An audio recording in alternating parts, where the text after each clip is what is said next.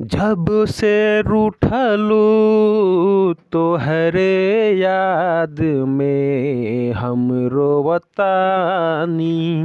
जब से रूठलू तोहरे याद में हम रोवतानी।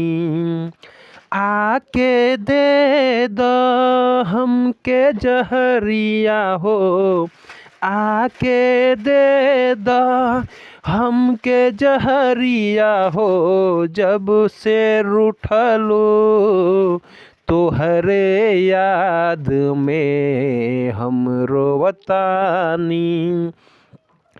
कैसे बताई गोरी हो, कैसे बताई गोरी तोहरा बिना है। कैसे बताई गोरी तोहरा बिना है। जब से रूठलो तोहरे याद में हम रोवतानी। जब से रूठलो तोहरे याद में हम रोवतानी।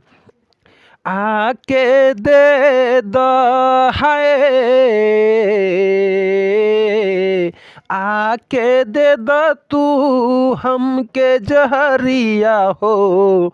आके दे द रानी हमके जहरिया हो। जब से रूठलो तोहरे याद में हम रोवतानी। दोस्तों, तो कुछ भी लाइन अगर अच्छा लगा हो तो इस चैनल को लाइक सब्सक्राइब कर दिया करें दोस्तों। फिर मिलते हैं अगले वीडियो में एक नई सॉन्ग के साथ। अभी के लिए मुझे रखने का इजाज़त दीजिए दोस्तों। तो जय हिंद, नमस्कार, वंदे मातरम, हर हर महादेव।